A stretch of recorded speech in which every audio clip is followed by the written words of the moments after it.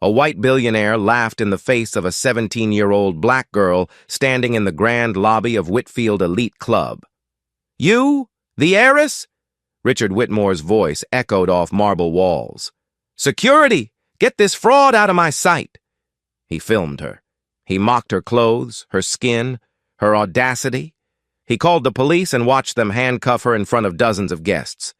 But when the boardroom doors opened and a 78-year-old woman recognized the amber pendant around the girl's neck, Richard Whitmore's smile vanished.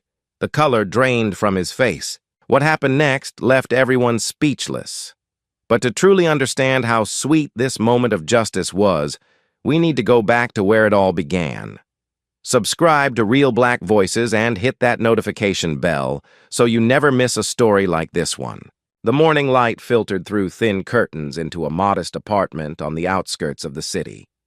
Jasmine Richardson stood before the bathroom mirror, braiding her hair with practiced hands, while her mind wandered to the stack of college applications waiting on her desk. 17 years old, honor roll student, part-time library assistant. That was who she was. That was all she had ever known herself to be. She finished the braid and reached for the necklace hanging on a small hook by the mirror. The amber pendant caught the light, its warm golden surface marked with a single letter carved into the back. R. Her mother had given it to her 3 years ago, just weeks before the cancer took her. Denise Thompson had pressed it into Jasmine's palm with trembling fingers and whispered, "This belonged to your father. One day you'll understand why I kept it." Jasmine had never understood.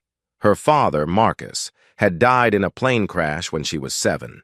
She barely remembered him, just fragments of a deep voice and strong hands lifting her onto his shoulders. Her mother rarely spoke of him, and when she did, there was always something unspoken behind her eyes, some secret she carried to her grave. The apartment was small but clean, filled with remnants of her mother's life. Law books lined the shelves, their spines cracked from years of use. Framed certificates hung on the wall, evidence of Denise's career as a corporate attorney before she'd gotten sick. Photos of the two of them covered the refrigerator door. Mother and daughter at the beach. Mother and daughter at Jasmine's middle school graduation. Never a father. Never an explanation. Jasmine clasped the necklace around her neck, feeling the familiar weight of the pendant against her collarbone. She had worn it every day since her mother's death. It was the only piece of her parents she had left. A knock at the door interrupted her thoughts. She wasn't expecting anyone. The rent wasn't due for another week, and she had no friends who would show up unannounced at 8 in the morning. Jasmine approached the door carefully and peered through the peephole. A man in a gray suit stood in the hallway, holding a leather briefcase. He looked to be in his 50s, with silver-streaked hair and wire-rimmed glasses. Professional, official, the kind of man who delivered either very good news or very bad news. Jasmine opened the door, but kept the chain latched. "Can I help you?" The man offered a polite smile. "Miss Jasmine Richardson?" "Who's asking?" He reached into his jacket and produced a business card, sliding it through the gap in the door. "My name is David Morrison. I'm an estate attorney. I've been trying to reach you for several weeks, but my letters appear to have gone unanswered." Jasmine glanced at the card. David Morrison, Esquire. Morrison and Associates, a downtown address she didn't recognize. "I don't know anything about any letters," she said, "and I don't have an estate." David Morrison's expression shifted, something between sympathy and determination crossing his features. "Actually, Miss Richardson, that's precisely why I'm here. You do have an estate, a rather significant one. And if you don't act within the next 24 hours, you're going to lose it." Jasmine stared at him for a long moment, searching for signs of a scam. But there was nothing predatory in his eyes, nothing that triggered her well-honed instincts for self-preservation, just patience and what appeared to be genuine concern. Against her better judgment, she unlatched the chain. David Morrison sat at her small kitchen table, his briefcase open before him, documents spread across the surface like pieces of a puzzle Jasmine had never known existed. "Your father," he began, was Marcus Richardson, the only son of William Richardson, founder of the Whitfield Elite Club. Jasmine shook her head. My father was an accountant. He worked for a firm downtown. My mother told me. David's eyes softened. Your mother told you what she thought would protect you. The truth is more complicated. He slid a photograph across the table. A young black woman in a white dress standing beside a handsome man with light brown skin and green eyes. They were smiling, holding hands, standing before a small chapel. Jasmine recognized the woman immediately. That's my mother. And the man beside her is your father, Marcus Richardson. They married in secret about 30 years ago because Marcus's family disapproved of the union. The words hit Jasmine like a physical blow. She picked up the photograph, studying the face of the man she barely remembered. The green eyes, the strong jaw, the smile that seemed to hold both joy and defiance. Why would they disapprove? David's expression told her he found the question naive, though not in a condescending way. The Richardson family built their fortune in the 1920s. Old money, old traditions, old prejudices. He let the implication hang in the air. When Marcus married your mother, his father, William Richardson, gave him an ultimatum. End the marriage or be cut off from the family entirely. And my father chose my mother. He chose love, David confirmed. He walked away from a fortune. He changed careers, moved across the country, and built a new life with Denise. When he died in that plane crash 10 years ago, William Richardson made no attempt to contact your mother or acknowledge your existence. As far as the rest of the world knew, Marcus Richardson had no heirs. Jasmine set the photograph down, her hands trembling slightly. All those years her mother had carried this secret. All those years she had protected Jasmine from a family that had rejected them both. So why are you here now? David pulled another document from his briefcase. William Richardson died 6 months ago. Before his death, he made a new will. A secret will, kept separate from the family's legal team, entrusted only to me. He placed the document before her. He left everything to you, Jasmine. 51% ownership of the Whitfield Elite Club, the family estate, the Richardson name, all of it. Jasmine stared at the document, the legal language blurring before her eyes. I don't understand. He abandoned us. He let my mother struggle alone for years. Why would he leave anything to me? Guilt, David said simply. Regret. Perhaps he realized at the end that his pride had cost him his only son and his only grandchild. I can't speak to his motivations. I can only tell you what he did. He leaned forward, his voice growing urgent. But here's what you need to understand, Jasmine. There are people who don't want you to inherit. A man named Richard Whitmore has spent the last 18 months convincing the board of directors that there are no legitimate Richardson heirs. Tomorrow morning, they're holding a vote to transfer your family's ownership stake to him. If you don't appear at that meeting and assert your claim, you'll lose everything your grandfather tried to give you. Jasmine pushed back from the table, her mind reeling. 24 hours ago, she had been worried about college applications and next month's rent. Now she was being told she was the heir to a fortune, that her entire life had been built on secrets and lies, that a man she'd never met was trying to steal her birthright. This is insane, she whispered. I know it's overwhelming, David said. That's why I'm offering to accompany you. I can bring a full legal team. We can present your case formally, with documentation and witnesses. There's an elderly woman on the board, Eleanor Ashford. She knew your parents. She signed the letter inviting you to the meeting. She can verify your identity. Jasmine's hand moved instinctively to the pendant at her throat. What is this necklace? Really? David's eyes followed her gesture, and something like relief crossed his face. That pendant has been in the Richardson family for 4 generations. It was given to your father on his wedding day by William himself. Marcus gave it to your mother as a symbol of his commitment to her. He met her eyes. It's the one piece of evidence that no one can dispute. Eleanor Ashford will recognize it immediately. Jasmine stood and walked to the window, looking out at the gray cityscape below. Her mother's voice echoed in her memory. Don't ever let anyone else define who you are. Denise had spent her entire life protecting Jasmine from the Richardson family's rejection.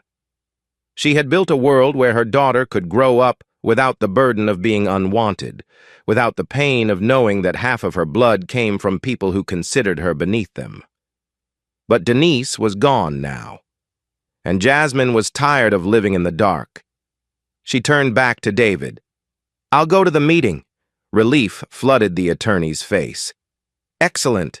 I'll arrange for the team to meet us there. We can fly out together this evening and... No. David blinked. I'm sorry. Jasmine walked back to the table, her voice steady despite the storm raging inside her. I'll go alone. No legal team. No entourage. Just me. Miss Richardson, with all due respect, you don't know what you're walking into.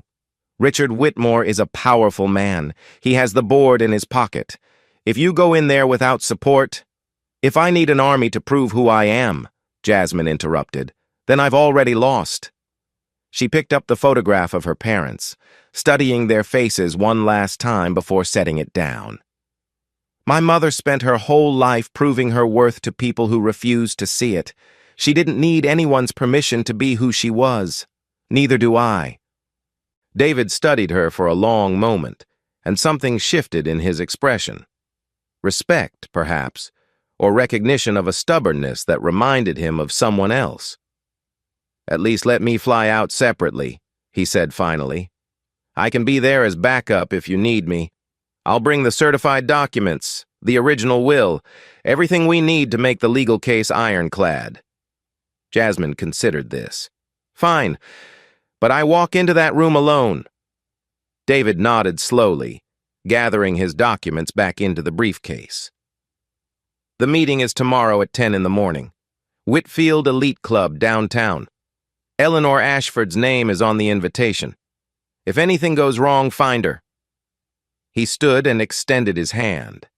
Jasmine shook it, feeling the weight of the moment settling onto her shoulders. Your mother would be proud of you, David said quietly. Jasmine said nothing. She wasn't sure pride was what her mother would feel. Fear, perhaps, anger at the family that had caused so much pain, but somewhere beneath all of that, Jasmine hoped there would be understanding. She wasn't doing this for money or status or revenge. She was doing it for the truth. After David left, Jasmine sat alone in the quiet apartment, the photograph of her parents resting in her lap. She traced the outline of her father's face with her fingertip, searching for some connection to the stranger who had given her life and then vanished from it. The amber pendant felt warm against her skin, as if it carried some echo of the hands that had held it before hers. Her father's hands. Her grandfather's hands.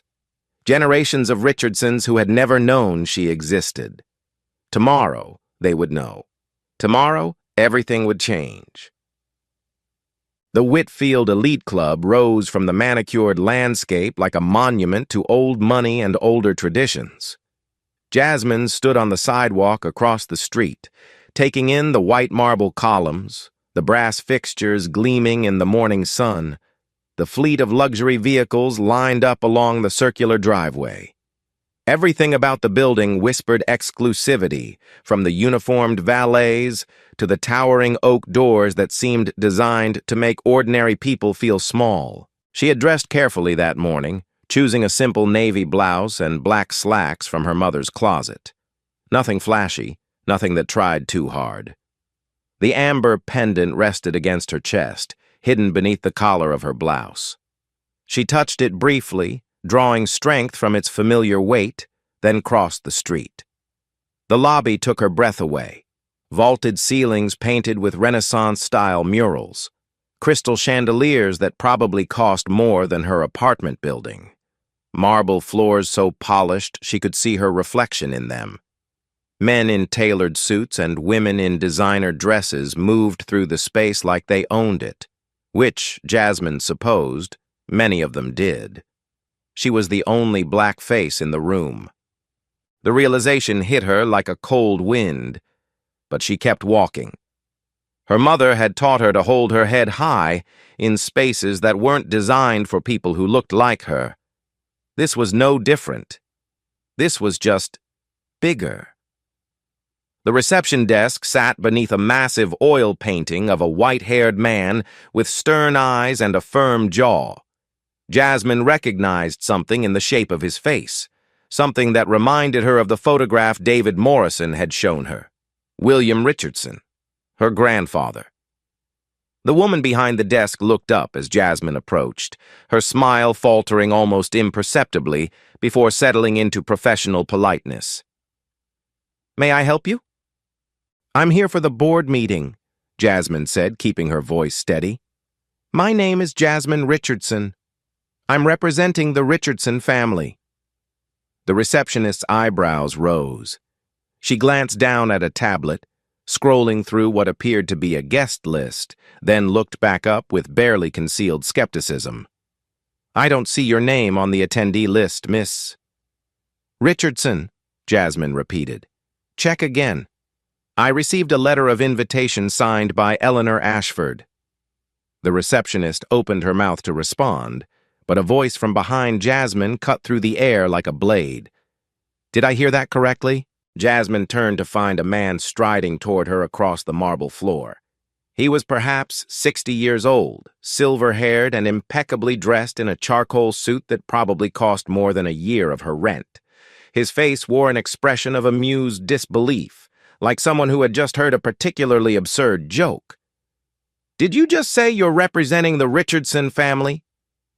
The man stopped a few feet away, looking Jasmine up and down with undisguised contempt. "That's quite a claim for someone who looks like she wandered in from the street." Jasmine met his gaze without flinching. "I don't believe we've been introduced." "Richard Whitmore." He said his name like it should mean something to her, like it should make her cower. "Vice chairman of this club's board of directors. And you are?" "Jasmine Richardson, William Richardson's granddaughter." The silence that followed lasted only a second before Richard Whitmore threw back his head and laughed. It was a loud, theatrical sound that echoed off the marble walls and drew the attention of everyone in the lobby. Heads turned, conversations stopped. Dozens of eyes fixed on the scene unfolding by the reception desk. "William Richardson's granddaughter," Richard repeated, still chuckling. He turned to address the gathering crowd, playing to his audience like a performer on stage. "Ladies and gentlemen, it appears we have an entertainer in our midst. This young woman claims to be the heir to one of the founding families of Whitfield." Scattered laughter rippled through the crowd. Jasmine felt heat rising to her cheeks, but she refused to look away. "I have documentation," she said, reaching into her bag. "A copy of my grandfather's will, my birth certificate, letters from the estate attorney." Richard waved his hand dismissively before she could finish. "Documentation. Of course you do. Every con artist has documentation." He stepped closer, lowering his voice just enough that only she and the nearest observers could hear. "Let me explain something to you, sweetheart. I knew William Richardson for 30 years. I knew his son Marcus. And I can tell you with absolute certainty that neither of them would have had anything to do with someone like you." The words landed like blows, each one carefully aimed at the parts of her that had always felt vulnerable. Her skin, her background, her right to exist in spaces like this. "Someone like me?" Jasmine repeated quietly. "You mean black?" Richard's smile didn't waver. "I mean poor, I mean uneducated, I mean someone who clearly doesn't belong here and thought she could walk in and claim a fortune that isn't hers." He raised his voice again, addressing the crowd. "This is exactly why we need proper security protocols. Any street hustler can print fake documents and try to worm their way into old money." Jasmine pulled the folder from her bag and held it out. "These aren't fake. My father was Marcus Richardson. He married my mother, Denise Thompson, before I was born. My grandfather cut them off because he didn't approve of the marriage, but before he died, he changed his will. He left his shares to me. Richard didn't even glance at the folder. Instead, he pulled out his phone and began recording. "This is perfect," he said, his voice dripping with mockery. "I want everyone to see this. A textbook example of inheritance fraud in action." He panned the camera across Jasmine's face, her clothes, the folder in her hands. "Notice the cheap outfit, the rehearsed story, the complete lack of any actual connection to the Richardson family." The crowd had grown larger now, a ring of wealthy spectators watching the confrontation like it was entertainment. Some whispered to each other behind manicured hands.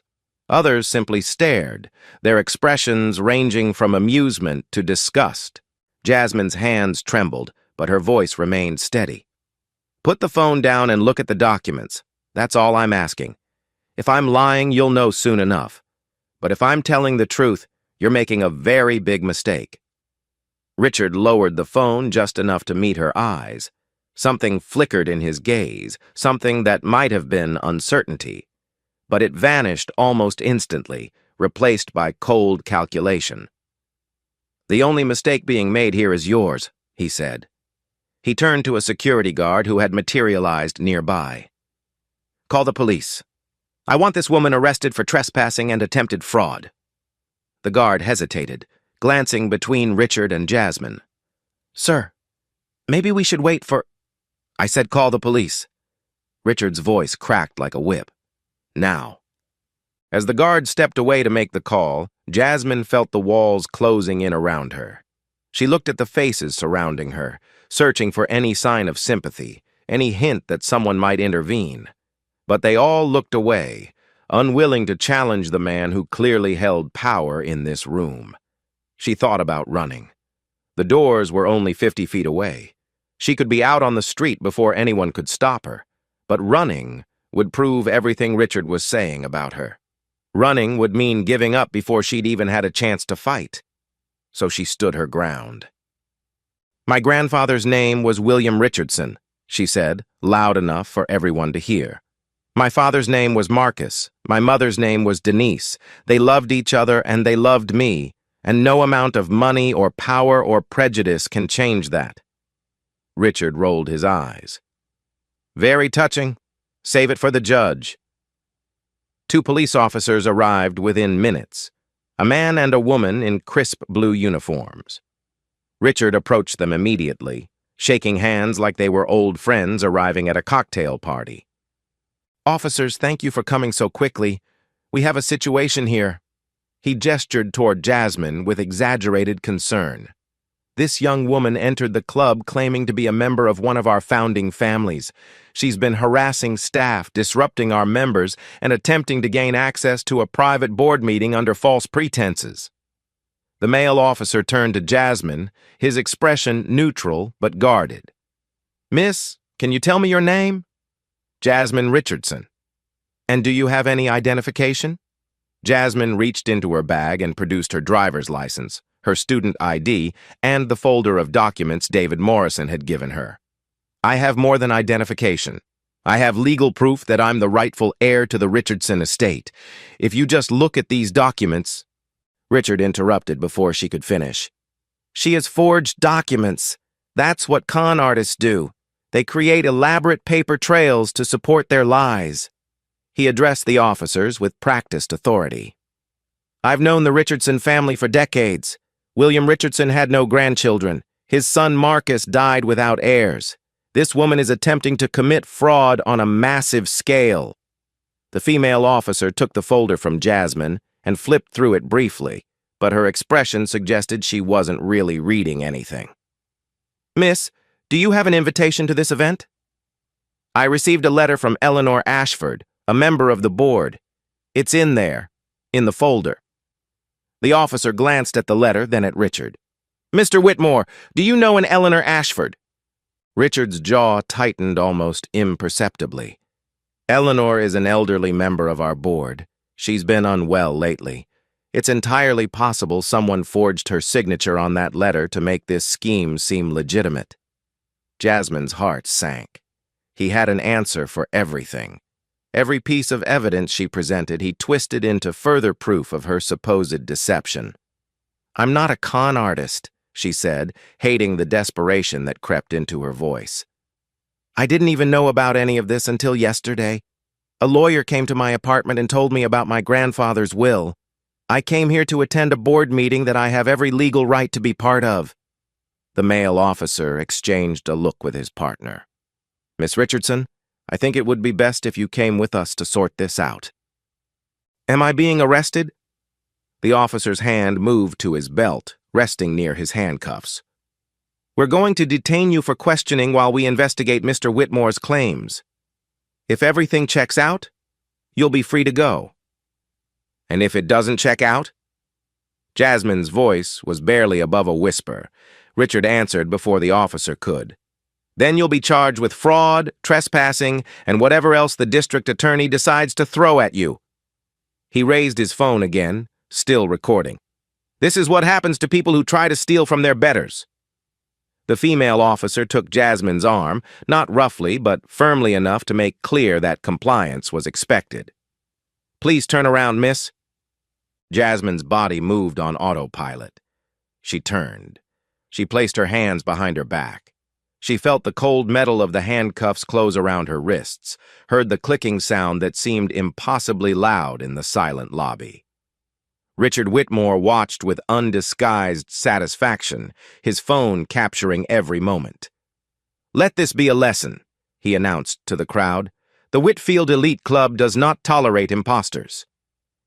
Jasmine's vision blurred with tears she refused to let fall.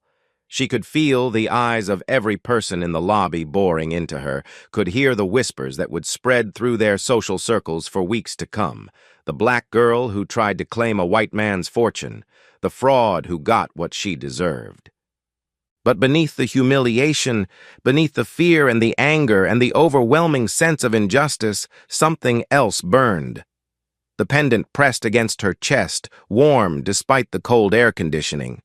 Her mother's voice echoed in her memory. "Don't ever let anyone else define who you are." The officers led her toward the door, their hands firm on her arms. She kept her head high, refusing to give Richard Whitmore the satisfaction of seeing her broken. Whatever happened next, she would face it the way her mother had faced every obstacle in her life, with dignity, with strength, with the unshakable knowledge that she knew who she was, even if no one else believed her. As she passed through the massive oak doors, she caught one last glimpse of the lobby. Richard Whitmore stood at the center of an admiring crowd, accepting congratulations like a hero who had just slain a dragon. The receptionist had returned to her desk, already dismissing the incident from her mind. The portrait of William Richardson gazed down from the wall with those stern, unforgiving eyes. Her grandfather had left her everything, and in the space of 20 minutes, a man she'd never met had taken it all away. The back of the police cruiser smelled like sweat and disinfectant. Jasmine sat with her hands cuffed behind her, watching through the window as the Whitfield Elite Club grew smaller in the distance. Somewhere inside that building, the board of directors was gathering for a meeting that would determine the fate of her inheritance, and she was being driven away in handcuffs, powerless to stop any of it. Her bag sat on the seat beside her, her phone still inside. She had seen the screen light up as the officers loaded her into the car. David Morrison's name had flashed across the display, but there was nothing she could do. Her hands were bound.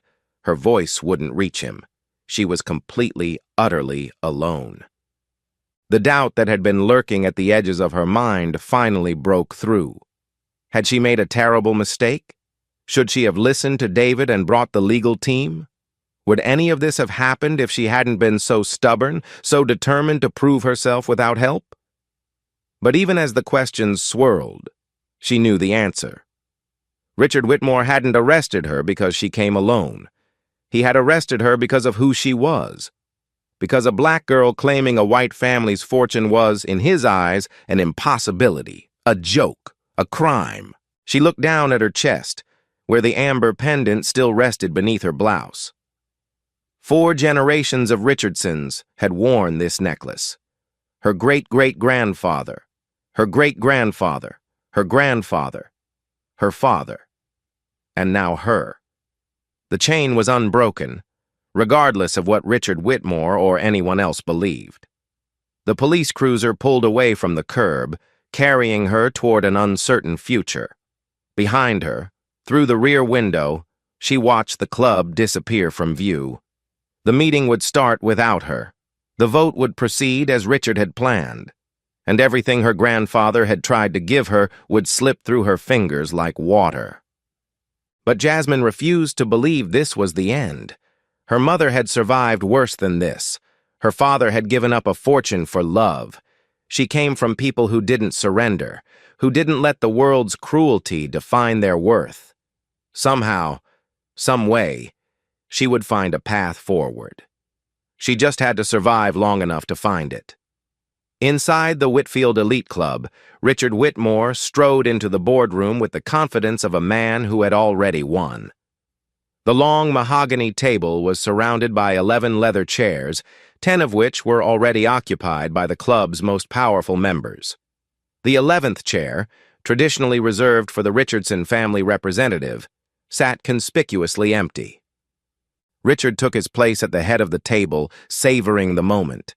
18 months of careful planning, of strategic donations and quiet conversations and promises made in private rooms. It had all led to this. "Ladies and gentlemen," he began, "I believe we all witnessed the unfortunate incident in the lobby. It's a stark reminder of why today's vote is so important. The Richardson seat has been vacant for too long, and that vacuum has attracted exactly the kind of opportunists we just saw." Murmurs of agreement rippled around the table. Richard smiled inwardly. They were ready. They were his. "I move that we proceed with the vote to transfer the Richardson family's ownership stake to the board's discretionary trust, which I will personally oversee. Without a legitimate heir to contest the motion, there's no legal obstacle to moving forward." He raised his hand to call for the vote, but before he could speak, the boardroom door swung open. 3,000 miles away, David Morrison sat in an airport terminal, his phone pressed to his ear and his heart pounding against his ribs. Jasmine wasn't answering. He'd called 6 times in the last 20 minutes, and each call had gone straight to voicemail. Something had gone wrong. He could feel it in his bones. He pulled up his contacts and found another number, one he had hoped he wouldn't need to use. Eleanor Ashford. She was his last hope, his only remaining connection to someone inside that building who might be able to help. The phone rang once, twice, 3 times. David was about to give up when a thin, elegant voice answered. "Hello? Mrs. Ashford, this is David Morrison, the estate attorney. I'm calling about Jasmine Richardson." There was a sharp intake of breath on the other end of the line. "The girl from the letter, Marcus's daughter. Is she there?" "She went to the club alone. I was supposed to meet her, but my flight was delayed. I can't reach her, and I'm afraid something has happened." Eleanor's voice hardened with sudden urgency. "I'm watching the board meeting from my home office. They're about to vote on the Richardson shares. Richard Whitmore is leading the motion." David's blood ran cold. "Mrs. Ashford, if Jasmine was at the club this morning and she's not in that meeting, it means someone stopped her. Richard Whitmore stopped her." A long silence stretched across the phone line. When Eleanor spoke again, her voice carried the steel of a woman who had survived decades in a world designed to dismiss her. "I'm going to the club. Mrs. Ashford, you're 78 years old. Are you sure?" "I held that girl in my arms when she was 2 years old. I watched her father walk away from everything he knew for the woman he loved. And I'll be damned if I let Richard Whitmore steal her birthright while she's too young to fight back." The line clicked as she hung up. David stared at his phone, a mixture of hope and fear churning in his stomach. Eleanor Ashford was Jasmine's last chance, an elderly woman against a billionaire with the entire club in his pocket. It wasn't much, but it was something. Eleanor Ashford stood in the doorway of the boardroom, Her silver hair swept back from a face that had weathered 78 years of boardroom politics, family scandals, and the quiet indignities of being a woman in a world run by men. She was small in stature, but carried herself with the kind of authority that came from decades of refusing to be dismissed. Richard Whitmore's hand, still raised to call the vote, slowly lowered to the table. "Eleanor, what a pleasant surprise. I thought you were too unwell to attend today's meeting." "I'm sure you did." Eleanor's voice cut through the room like a blade. "I'm also sure you hoped I wouldn't learn what you did in the lobby this morning." A ripple of unease passed through the assembled board members. They exchanged glances, suddenly uncertain of the ground beneath their feet. Richard's smile remained fixed, but something shifted behind his eyes. "I don't know what you're referring to. We had a minor security incident. A young woman attempted to attend this meeting," Eleanor interrupted. "As was her legal right, and you had her arrested." The room fell silent. Richard's jaw tightened, but he maintained his composure. The woman in question was an imposter, a con artist trying to exploit a tragic situation for personal gain. I did what any responsible board member would do. Eleanor walked slowly toward the table, her cane tapping against the hardwood floor with each step. "Did you examine her documents?" "I didn't need to. The claim was absurd on its face." "Did you verify her identity with anyone who might have known the Richardson family personally?" Richard's smile faltered. "There was no one present who—" "I was present." Eleanor stopped at the edge of the table, her eyes locked on Richard's face. 30 years ago, I was the matron of honor at Marcus Richardson's wedding, a secret ceremony held in a small chapel outside the city, because William refused to acknowledge the union. She turned to address the rest of the board.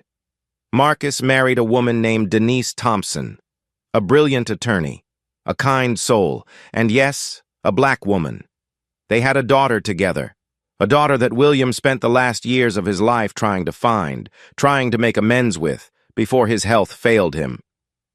The board members shifted uncomfortably in their seats. This was not the narrative Richard had been selling them for the past 18 months. "That daughter," Eleanor continued, "is now 17 years old. Her name is Jasmine Richardson, and she is the sole heir to William Richardson's shares in this club." She fixed Richard with a stare that could have frozen water. "You knew this. You received the same notification from the estate attorney that I did, and instead of welcoming her, you had her handcuffed and dragged out of the building like a criminal." Richard's face had lost its confident glow, but he wasn't ready to surrender. "You have no proof of any of this. The woman who appeared this morning could have been anyone. A hired actress, a distant relative looking for a payout. Without verification, then let's verify." Eleanor pulled her phone from her pocket and held it up. "I've already called the police station. They're bringing her back. And when she arrives, I will personally confirm her identity." The boardroom erupted in murmurs. Richard rose from his chair, his composure finally cracking. "This is outrageous. You can't halt official club business based on the claims of some stranger off the street." "I'm not halting anything based on claims," Eleanor replied calmly. "I'm halting it based on the fact that I held that girl in my arms when she was 2 years old. I'm halting it based on the fact that I recognize her father's eyes in her face. And I'm halting it based on the fact that she's wearing something around her neck that no imposter could possibly have." Richard's throat tightened visibly. "What are you talking about?" Eleanor turned to the other board members, her voice clear and steady. "When William Richardson gave his blessing to Marcus's marriage, he presented his son with the Richardson family pendant, an amber stone, oval-shaped, with the letter R carved into the back. It had been in the family for 4 generations. Marcus gave it to his wife on their wedding day as a symbol of his commitment. When I saw the video that Mr. Whitmore so proudly posted online this morning, I noticed something around the young woman's neck." She looked back at Richard with something approaching pity. You were so busy mocking her that you didn't even see it. The door opened again, and 2 police officers entered, followed by a young woman with her head held high despite the red marks still visible on her wrists. Jasmine Richardson walked into the boardroom like someone entering a battlefield, her eyes sweeping across the faces of the people who would decide her fate. Eleanor moved toward her immediately, ignoring the stares and whispers of the board members. She stopped in front of Jasmine and gently reached toward her collar. "May I?" Jasmine nodded, her throat too tight for words. Eleanor carefully pulled the amber pendant from beneath Jasmine's blouse, holding it up so the light caught its golden surface. She turned it over, revealing the carved letter on the back. This pendant was created in 1892 by William Richardson's grandfather. It has been worn by every Richardson heir since. She looked up at Jasmine's face, and her eyes glistened with tears. "You have your father's eyes, child. I would have known you anywhere." The boardroom was utterly silent. Another figure appeared in the doorway. David Morrison, slightly out of breath from what had clearly been a sprint through the building, clutching a leather folder to his chest. "I apologize for my tardiness. My flight was delayed." He stepped into the room and placed the folder on the table. This is the original notarized copy of William Richardson's last will and testament. It clearly designates Jasmine Richardson as the sole heir to his 51% ownership stake in the Whitfield Elite Club. One of the board members, a gray-haired woman in a burgundy suit, reached for the document. She examined it carefully, comparing signatures and dates, then passed it to the man beside her. The folder made its way around the table, each member studying its contents with growing solemnity. Finally, the woman in burgundy spoke. "The documents appear to be in order. The signatures match William's records on file with the club. The notarization is valid." She looked at Jasmine with something approaching respect. "Miss Richardson, on behalf of the board, I apologize for the manner in which you were treated this morning." Jasmine's eyes found Richard Whitmore across the table. He stood frozen, his face ashen, his mouth slightly open as if searching for words that wouldn't come. The man who had laughed at her, who had filmed her humiliation, who had watched her be handcuffed with smug satisfaction, now looked like someone watching his entire world collapse. She walked toward him slowly, each step deliberate. The board members parted to let her pass, their eyes following her with a mixture of curiosity and apprehension. "You were so certain," Jasmine said quietly when she stood before him. "So absolutely sure that someone like me couldn't possibly belong here. You didn't even look at my documents. You didn't ask a single question. You just saw a black girl claiming something that you believed belonged to people like you, and you decided I was a fraud." Richard's throat worked, but no sound emerged. "That wasn't confidence, Mr. Whitmore. That was prejudice, and today it cost you everything." Jasmine held his gaze for a long moment, then turned away. She didn't need to say anything more. His face said it all. The woman in burgundy cleared her throat. "I move that we officially recognize Jasmine Richardson as the legal heir to the Richardson family's ownership stake in the Whitfield Elite Club. All in favor?" 10 hands rose around the table. The motion carries unanimously. The woman made a note on her tablet, then looked up with a harder expression. "I further move that Richard Whitmore's membership be suspended pending a full investigation into his conduct this morning, including potential charges of defamation and abuse of authority." Richard finally found his voice. "You can't do this. I've been a member of this club for 30 years. I've contributed more to this institution than anyone at this table. And you had an innocent young woman arrested to protect your business interests," the woman replied coldly. "The vote?" 10 hands rose again. David Morrison stepped forward, his voice carrying the weight of legal authority. "I should inform the board that the video Mr. Whitmore recorded and posted publicly this morning will serve as primary evidence in a civil lawsuit for defamation and false imprisonment. Additionally, any board member who was complicit in the attempted seizure of Miss Richardson's inheritance may be subject to legal action. Richard stood motionless, his world crumbling around him. He looked around the room, searching for allies, for support, for anyone who might defend him. But the people who had been ready to vote with him just minutes ago now refused to meet his eyes. "Mr. Whitmore," the woman in burgundy said, "you are asked to leave this meeting immediately." For a moment, it seemed like Richard might refuse. His hands clenched into fists at his sides, his jaw tight with suppressed rage. But there was nothing left to fight for. The battle was over before he'd even realized it had begun. He walked out of the boardroom without another word, his footsteps echoing in the silence. The door closed behind him with a soft click, and just like that, he was gone. The board members began gathering their things, speaking in low voices about next steps and legal procedures and the remarkable turn of events they had just witnessed.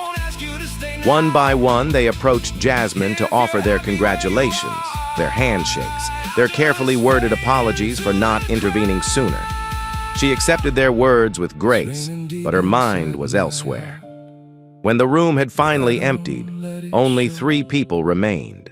Jasmine stood by the window, looking out at the manicured grounds below. Eleanor sat in one of the leather chairs, her cane resting against the table. David Morrison gathered his documents, giving the 2 women space for the conversation they needed to have. Eleanor spoke first. "Your grandfather made many mistakes in his life. Turning his back on your mother was the greatest of them. He spent his final years haunted by that choice." She rose slowly and walked to stand beside Jasmine at the window. "He tried to find you. He hired investigators, searched records, followed every lead. But your mother had built a new life, a private life, and she had no desire to be found by the family that had rejected her." Jasmine touched the pendant at her throat. "She never told me any of this. She let me believe we were just ordinary people." "She was protecting you," Eleanor said softly. "From the pain of knowing you'd been abandoned. From the burden of a legacy built on prejudice and pride. She wanted you to grow up knowing your own worth, not measuring yourself against a family that had failed to see hers." Tears slipped down Jasmine's cheeks, the first she had allowed herself to shed since this nightmare began. "I don't know how to feel. Part of me is angry at all of them. At my grandfather for abandoning us, at my mother for keeping secrets, at this whole world that treated her like she wasn't good enough." Eleanor took her hand, her grip surprisingly strong. "You have every right to that anger, but you also have the right to decide what comes next. This club, this legacy, it's yours now. You can tear it down or build it into something new. You can honor your mother's memory or forge your own path. The choice belongs to you." Jasmine looked around the boardroom, at the portraits of stern white men lining the walls, at the mahogany table where generations of decisions had been made by people who would never have accepted her mother as an equal. Her father had walked away from all of this for love. Her mother had built a life without any of it, and now it belonged to her. She wiped her eyes and straightened her shoulders. The pendant felt warm against her skin, a connection to the past and a bridge to the future. "My mother always said that the measure of a person isn't where they come from. It's what they do with what they're given." Eleanor smiled, and for a moment, she looked like a woman who had been waiting decades to see this day. "Your mother was a wise woman." Jasmine took one last look through the window, then turned toward the boardroom door. She thought about Richard Whitmore, about what he must be feeling now, the humiliation, the loss, the knowledge that his own arrogance had destroyed him. But she found no satisfaction in his downfall, only a quiet certainty that justice, delayed though it might be, had finally arrived. "It wasn't the truth that brought him down," she said softly, more to herself than to anyone else. "It was the belief that power gave him the right to judge without listening. Prejudice doesn't just blind you, it makes you dig your own grave." She walked through the boardroom door and into the hallway beyond. Behind her, Eleanor and David watched her go, two witnesses to a moment that would reshape everything the Whitfield Elite Club had ever stood for. Jasmine made her way down the grand staircase, past the crystal chandeliers and Renaissance murals, past the reception desk where she had first announced her name. The lobby was quieter now, most of the morning's spectators having dispersed to spread gossip over brunch. But a few remained, and their eyes followed her with a different kind of attention than before. She stepped through the massive oak doors and into the sunlight. The same doors she had been dragged through in handcuffs just hours ago. The same steps where Richard Whitmore had announced his victory to an admiring crowd. Jasmine stood at the top of those steps and looked out at the world her grandfather had built. A world of privilege and exclusion, of old money and older prejudices. A world that had rejected her mother and would have rejected her if not for a dying man's final act of redemption. She didn't know yet what she would do with her inheritance, whether she would sell it, transform it, or burn it to the ground. But she knew one thing with absolute certainty. She would never let anyone else define who she was. The amber pendant caught the sunlight as she descended the steps, its golden surface warm against her skin. 4 generations of Richardsons had worn this necklace, and now, for the first time, it belonged to someone who understood what it truly meant. Not wealth, not status, not power, just the unbreakable bond between a father who chose love and a daughter who chose truth. Jasmine Richardson walked into her future, leaving the Whitfield Elite Club behind her. But she carried its legacy with her, transformed by her presence into something it had never been before. Something that finally, after all these years, looked like hope.